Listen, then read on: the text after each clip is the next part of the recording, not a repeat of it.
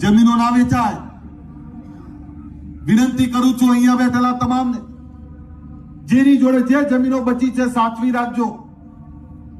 તમે ક્યારે કલ્પના કરી હતી કે આ ગાંધીનગરમાં 50 કરોડનો વીઘો હોય? ક્યારે કલ્પના કરી હતી કે અમદાવાદમાં 100 કરોડ રૂપિયાનો વીઘો હોય?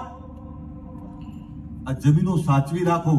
જે જમીન આજે 5 કરોડની છે, હું તમને દાવાથી કહું 10 વર્ષ સાચવી રાખો, એ 25 કરોડની થવાની છે. અને 25 કરોડની થાય પછી ફેક્ટરી નાખવા માટે વેચશો ને તો અમને ગમશે.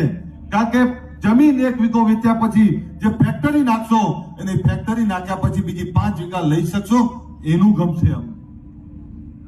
પણ ખોટા દેખાડા ને ખોટા એબમાં જો જમીનો વેચશો તો આવનારી પેઢી માફ નહીં કરે.